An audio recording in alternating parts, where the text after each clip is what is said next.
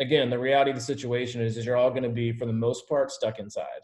You're going to be able to do long rides, but the last thing I want to do is burn people out with what's going to seem like an elongated winter with a lot of time spent inside. And I will tell you this, and I'm obviously not a doctor.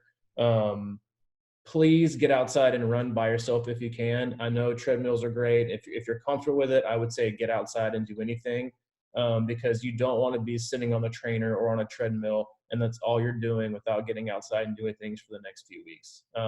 Obviously, it's going to be a case by case basis, but yes, for the most part, people are going to be going back to a lot of base stuff.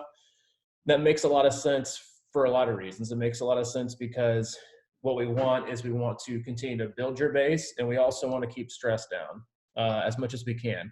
I really can't lower your stress, but what I can do is help you mitigate the effect stress has on your life, and also do what we know, what science says in terms of keeping your immune system at its best. It doesn't say stop working out. It actually says continue to work out, continue to exercise, do the things that you need to do. Just don't go to the track and try to rip up 8 1-mile repeats and go 10 miles over and expect for everything to be fine. Sarah, I'm concerned about sleep. Heightened stress makes for restless nights, regardless of how much cycling and running during the day. Any advice?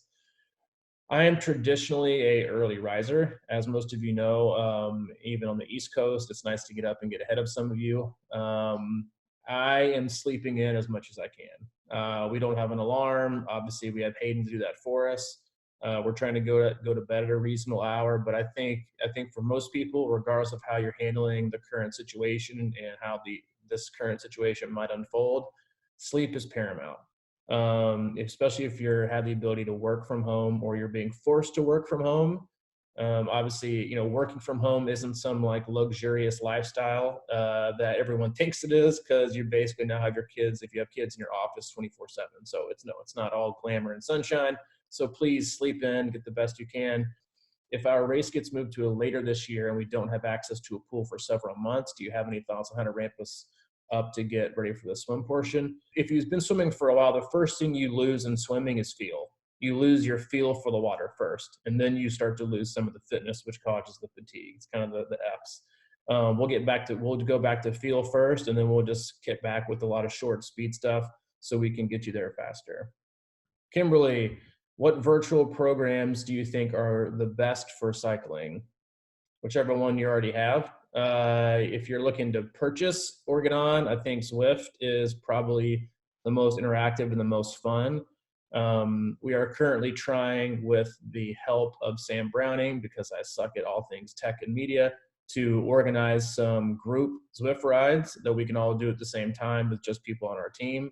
But as far as the best overall platform, I think that's it. And I think it's probably the cheapest outside of maybe Roubaix or Trainer Road. But find which one you like. Some people hate Zwift, some people hate Trainer Road. Find one that you like. They're fairly inexpensive, but right now you're going to be using it for a long period of time. Tracy, assuming all of our races are moved to the fall, what is the minimum amount of time we should have in between a full and a half Ironman? What do you mean, Tracy? Do you mean a 70.3 and then a full, or I unmuted you, or do you mean like between an Ironman and then doing a 70.3? I guess it would depend on when they reschedule, like Texas and then Memphis is what I'm looking at. So like Memphis is October 3rd.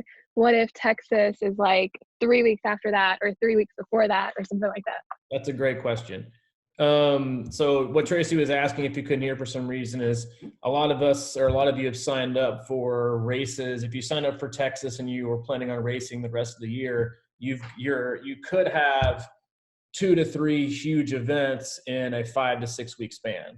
And the biggest thing you're going to have to decide on is, and again, like a lot of this is total speculation at this point in terms of who's going to do what races are going to pop up when, if Ironman or the race director or management company that you're dealing with is going to do something to defer your race and give you options. I feel like everyone's going to have to be flexible, I hope. But obviously that's not a guarantee. I would, if you can manage to do a 70.3 before your Ironman, that's obviously ideal. 6 weeks out is like the max.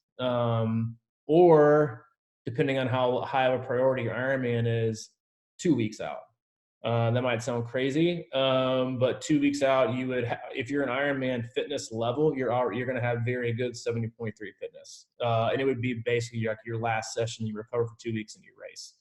If you're doing an Ironman and then 70.3, that's not going to feel very good.